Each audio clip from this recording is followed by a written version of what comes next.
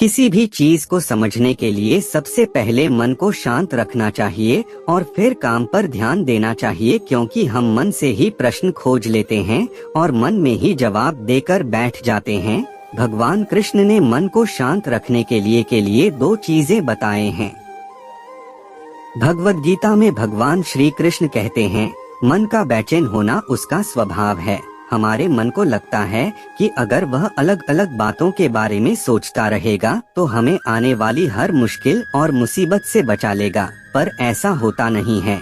हम अपने जीवन का काफी अधिक समय सोच विचार करके परेशान होने में निकाल देते हैं। भगवान श्री कृष्ण कहते हैं कि मन का यह स्वभाव बदलना मुश्किल जरूर है, असंभव नहीं। अच्छा, अब आप एक बात बताइए, क्या आप कौए को कह सकते हैं कि वो काम की आवाज ना करे, या फिर क्या आप किसी मेंढक को कह सकते हैं कि वह पानी देखते ही ऊंची छलांग ना मारे? हमारे मन का भी कुछ ऐसा ही है। जीवन में कुछ भी होता है, अच्छा या बुरा, हमारा मन उस पर काम करने लगता है। काम से मेरा मतलब है चिंता करना, व्याकुल होना। कोई बुरी बात होती भी नहीं है और मन परेशानी की ऊंची ऊंची लपटें लेने लगता है। कभी कभी तो मुझे ऐसा लगता है कि हम में से कई लोग सिर्फ परेशान होने के लिए जीते हैं। सारी परेशानी, पीड़ा, दुविधा अक्सर हमारी मन की बनाई हुई कहानियाँ होती हैं। भगवान श्री कृष्ण हमें हमारे मन को शांत और स्थिर करने के लिए दो उपाय देते हैं। पहला, ध्यान लगाना या मेडिटेट करना। दूसरा, वैराग्य भाव सीखना। अब ध्यान या मेडिटेशन शब्द सुनते ही आप में से कई लोग कहेंगे कि आप आंख बंद कर सांसें अंदर बाहर नहीं ले सकते। यहाँ हम सब गलती कर बैठते हैं।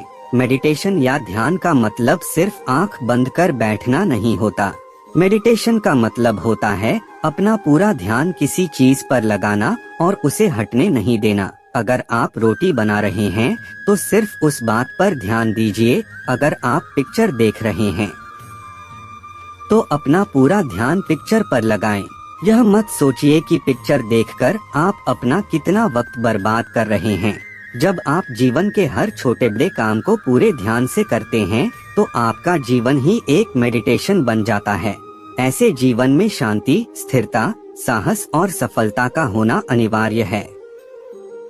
वैराग्य भाव दूसरा उपाय। वैराग्य का अर्थ यह नहीं कि आप सब कुछ छोड़कर जंगल में जाकर बैठ जाएं। वैराग्य का सच्चा अर्थ है कि आप जो काम कर रहे हैं उसका क्या नतीजा या रिजल्ट निकलेगा उसकी चिंता ना करें। जैसे अगर आपने कोई इंटरव्यू दिया, आप यह कर सकते हैं कि पूरे मन से तैयारी करें और अपना बेस्ट देकर आ जाएं। वह नौकरी मिलना या ना मिलना आपके हाथ में नहीं है। इस नतीजे के पीछे अलग अलग चीजें हैं जो आपके बिल्कुल कंट्रोल में नहीं। तो जिस चीज के बारे में आप कुछ कर नहीं सकते उसके बारे में चिंता भी ना करें। यही वैराग्य का सच्चा मतलब होता है और यही है भगवान श्री कृष्ण का दूसरा उपाय मन को चिंता की लपटों से बचाने का। याद रखिए, आप पूरे के पूरे इंसान हैं। समझदारी, संयम और कुशलता से भरे इंसान। आपका मन जब भी कौए की तरह अलग अलग बातों पर आपको परेशान करने लगे तब अपने मन को भी प्यार से समझाइए और शांत कर लीजिए। बस अपने ऊपर विश्वास रखिए कि आप कभी अपना बुरा नहीं होने देंगे।